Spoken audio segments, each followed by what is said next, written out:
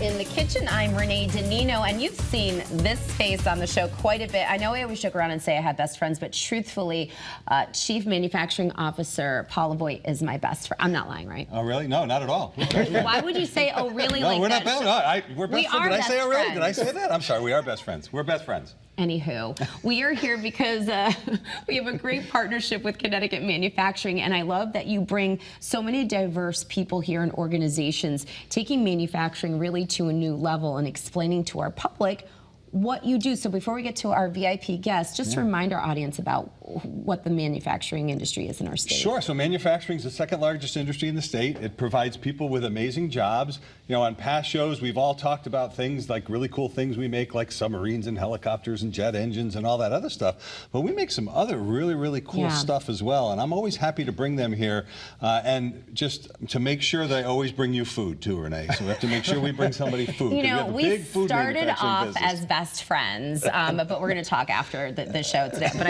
I'm like a dog. I work for treats, right? This is fantastic. Let's get to our guest today. I'm so excited to have the president of Rose Sisters Chips standing right next to me, Jonathan Marcus. He knew the assignment. And our good friend Matt Shell. He's the owner and chief engineer of Spark Cycle Works, which that beautiful bike you see right in front of us. Thank you so much for being here today. He's like, I've got 3 more bikes, and I'm like, where are they going to fit, Matt? Let's just bring in one, and you'll explain all the rest of them. But I'm so happy you took time out of your schedule to be here. Well, we appreciate being here. Thank you. Let's start with your chips, Rose Sister Chips. Who are you, and how did you get started? Well, our original family recipe was actually created by my grandmother back in Poland. She used to bake it on Polish bread. And when she eventually came to America and had my mom and my aunt, who are the sisters, they took the seasoning, and truth be told, they were a little lazy. They didn't want to bake the bread, but they wanted to preserve the flavor. So what they did is they took the seasoning, tested it on a whole bunch of different things, and flour tortillas were up and coming at that time in New York. They put it in the oven, and lo and behold, this is what we have, and this is what I've grown up with. So it is a completely unique experience. I love it. And I can't wait for you to try it. So this is made right in Bridgeport, Connecticut. And what I love about this, it's local. There's a family story behind it. They're in 1,500 locations across the United States. But guess what?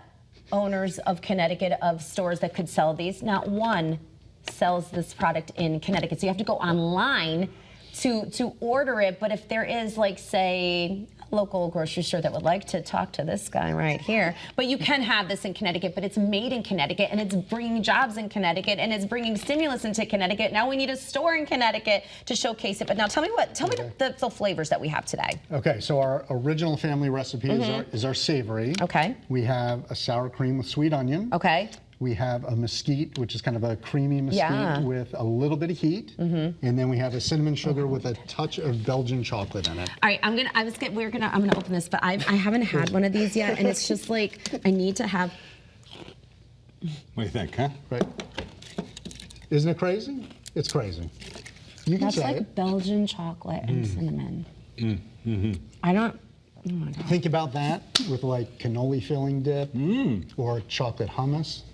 He's my new best friend. Okay. I just broke up. I get it. And we did. I officially broke up with you. I get it. Okay, we're broken up. All right. We discussed now, that earlier. There's a way. Now I want to get to the cycles, but first, there's a way to opening this. So when you get a bag of this, you crack it up, right? Yep. Break it up. You break it up because they come in sheets. Then you open this handy dandy Stay Fresh. Oh, I even opened that. You did. Some of those packages will send you to the hospital. All right, now I open that. Right. You put it out in there. And I didn't break it up too good. Sorry. It's okay. It's all part of the fun. And there you go. And then you have your Rose Sisters chips. You got to try the original. How is it? All right. It's crazy. So good. It's Matt, so good. I want to go to you and what you do and how you help Connecticut, because you have such a great idea. Summer, we've got chips, we've got electric motorbikes. Tell me a little bit about your company, how it got started. Yeah, we started in 2018 in Branford, and this past year we moved to North Branford, Connecticut. Okay. But yeah, we're building an electric moped, also electric bikes. And this past year we worked with Paul, and we're able to bring 2 new bikes to manufacturing. So really excited about that. And the coolest thing about the new bikes is it's really a collaboration between a lot of Connecticut and New England companies. Oh, I love that. So for example, our laser cut parts are from CFA, which is in Milford.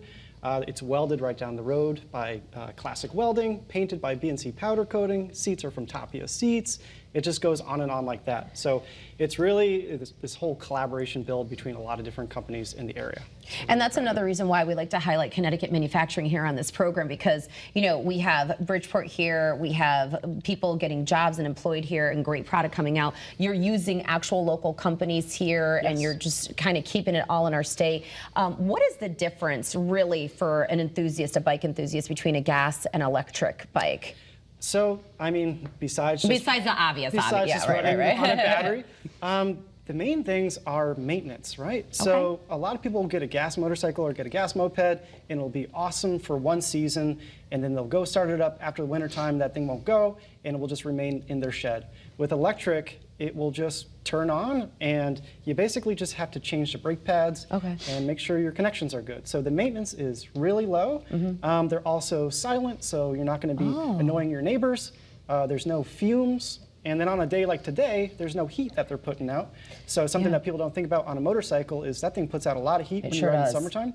And on a bike like this, you're staying nice and cool. So, I mean, I'm not saying to be a speed demon or anything, but does it go faster, or does it have reduced speed because it's electric, or how does that work? Yeah, so one of the goals of Spark was to create an electric bike that was designed for New England riding. So in the beginning in 2018, there were very few bike lanes. That's changed now.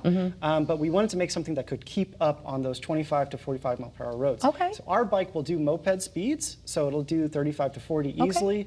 If you're on private property, you can do up to 60. Okay. But it's not an e-bike that's designed for 15 to 20 miles an hour. It's a bit faster than that. Yeah, my goodness. And what specifically, what are we looking at, and how many versions do you have? Yeah, so we have two different models. The bike that's in front of you is called the Brute, and it kind of gets its name for a good reason. It has, you know, a very heavy weight capacity on it, can carry tons of gear on it. We're selling a lot of these to people out in the West Coast and things like that, but also in New England.